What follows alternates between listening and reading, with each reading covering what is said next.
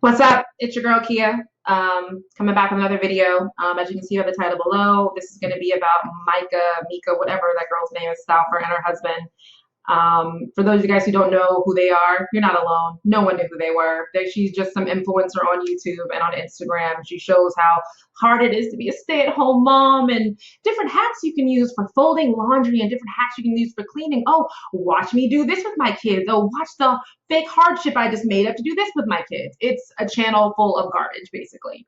Um, this came to my attention because the People article came out this morning, and I don't look at People 24/7. I just happened to look at it this morning when I was in bed stressed out about my own parenting stuff, and it shows that Myka and her husband rehomed their son that they adopted from China.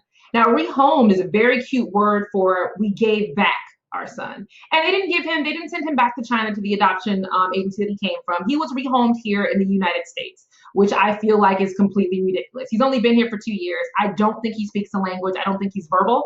He most likely understands Chinese. They were working on teaching him English. But we now rehomed him in a place that he doesn't know anybody, and the family that he once had no longer wants him anymore. She was using the hashtag adoption trauma. Yes, what you just gave that child is adoption trauma. It blows me away that a lot of people are like, oh my God, I feel so bad for you. I know how hard it is. No, you don't. I know how hard it is. She doesn't have any idea how hard it is because I'm in her same situation in a way. I did not adopt my son, but I got him from marrying my husband. And when we first got into our relationship, my husband didn't really describe to me the special needs situation of this. He didn't, I don't think he really knew the extent of it. And I didn't really know a ton of it. I just knew I love this kid. I love this man. I'm moving in, want to be a part of this family. And from day one, it was hard. Like it was hard. My son has mosaic syndrome, which is a form of Down syndrome, which is kind of like autism, but it takes a long time to teach them things and educate them about things. And when I first came in, he wasn't very verbal at all. It was a couple of words he knew, but it was a lot of mumbling. He wasn't even bathing himself. He wasn't wiping his number twos. And he was 8 or 9 years old at this time. Like he was older, and he was being treated like a baby. Like they were still putting him his food in baby plates. He was only using spoons. It was a lot of bathing. So when I came in, I was kind of took the mindset of, okay, so we need to train him to do better, because in my mindset, you train them as little kids with their special needs to be able to be a part of society, not only for other people and how they're going to interact, but for themselves, so they can have some sense of being a human and a real person. There have been plenty of nights, and if my mom watches this video, she can attest to this, where I called her in the fetal position, crying, like, I don't know how I'm going to do this. I don't know if I can do this. I don't know. And my mom would talk me off the ledge. She's like, you're a mom now. Suck it up. Get it done. And I did. I didn't have the option like Myka Stauffer to say, this is really hard.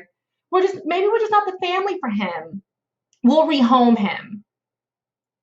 That's not what mothers do, especially special needs mothers. There are so many mothers in the world who have kids who, so here's one of the excuses that they gave. They said that the adoption agency didn't tell them all the special needs that the little boy, whose name is Huxley, which is an awful name for a child, let alone a child you got from another country. Like, Huxley, give me a break. Anyway, saying that the adoption agency didn't tell them and they didn't know. It is a good chance that the adoption agency did not know the extent of what was going to happen and what's going to entail. And that's the same thing with kids who are born naturally. You don't know that child with special needs the first couple of months it comes out, or even the first year. My husband didn't find out that their child with special needs until he was 18 months old, when he had like some delayed situations. So you don't know right away when you're a birth parent. Let's say your child ends up having schizophrenia or bipolar disorder. You don't find out about that until they're in their late teens, early 20s. So, but you don't get rid of them. You don't try to rehome them. You don't have that option as a parent. I could have looked at my husband and say, I love you and I love him, but this is really, really hard for me. I don't want to change my lifestyle. And I could have walked away. I didn't. I changed my entire lifestyle for my family. And it is the best decision that I've ever made, because I feel like I was blessed with this different perspective, not only as a person, as a woman, and even as how I go about my work life. Like, it went from, I'm trying to reach the top, I'm trying to make as much money as I have, to I just want to make enough money to put in savings and pay the bills. I want to spend the rest of my time with my family and my son. That's what I want to do, and our dog, who's down here.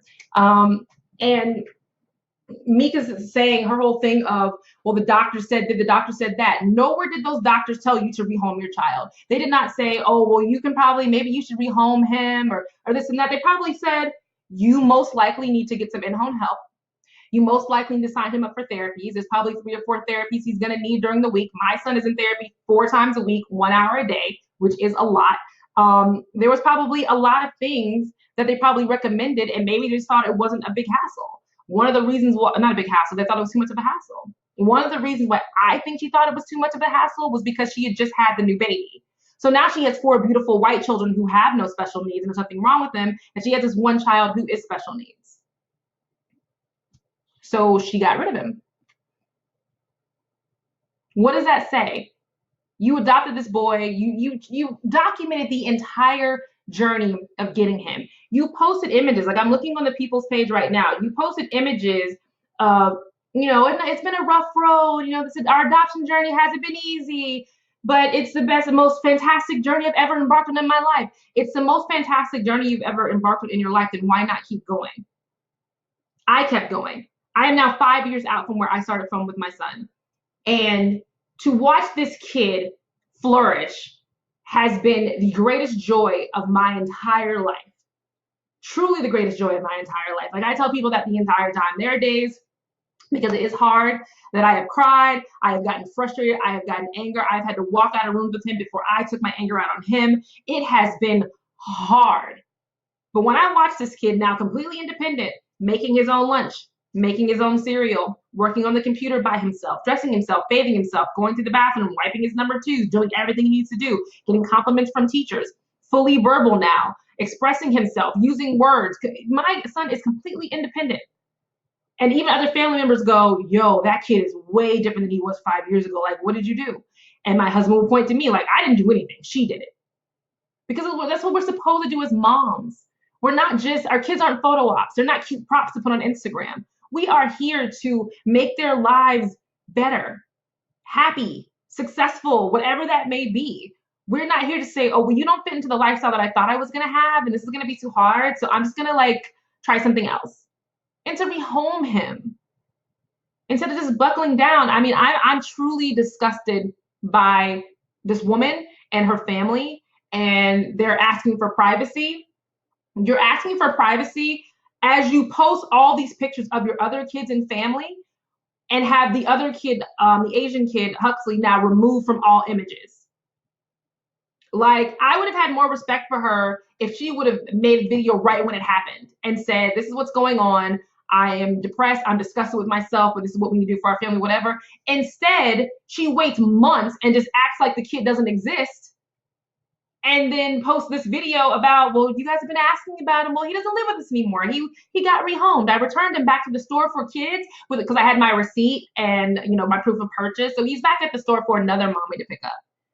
And I'm glad this kid is now with another woman, another family, and the woman has medical professional skills. So it's a perfect home according to Myka, whatever this girl's name is. There are plenty of special needs parents, autistic, Down syndrome, the other, special needs situations that kids have, who don't have medical education, who don't have medical training. And we're still able to make our kids help our kids have happy lives. You don't have to be a medical professional to deal with a special needs child. You just have to not be a selfish bitch. And you clearly didn't know how to do that. So congrats on having 4 other children. That way you don't have to feel so bad because you have these other kids who are going to adore you and look up to you and think you're this wonderful woman. But the rest of the world, and I think you're trash. I do. I very rarely come after people, but this is beyond. You traumatized the child, and I don't even think you understand that you traumatized him. You brought him here from another country. You let him live in your home for 2 years. And then you gave him away. Do you not think that child was like, wait a minute, even though he maybe could not verbalize it to you, do you not think he's confused right now? He probably thinks eventually I'm going to go back home, right? To the people that I've been with. I could never do this. I would never do this. I am with my husband and I'm with my son, and this is my life, and I wouldn't trade it for the world. I wouldn't trade the tears. I wouldn't trade calling my mom crying. I wouldn't trade the screaming matches me and my husband have gotten into for him dropping the ball on my son, on our son. I wouldn't trade it. I wouldn't trade the fact that his birth mother is dealing with her own issues and I have to deal with her. I wouldn't trade it. Sitting in the rooms waiting on therapies with my laptop, trying to get work done, dealing with him, dealing with surgeries, I wouldn't trade it. Because I'm a grown woman. I'm not a girl on Instagram looking for followers or looking for sponsorships. I'm a real woman in the real world working, making it happen. So maybe you all feel differently. Maybe you're not going to like that I'm posting this video and putting her name in the title, but that's fine. You can drop them in the comments and say what you want to say. But this is what it is. So drop in the comments. Let's get the conversation started. Like and subscribe to my channel. Find me on Twitter at I am Kia Shakur. No, just Kia Shakur. Find me on Instagram at I am Kia Giovanni, and I'll see you guys in the next video. All right, bye.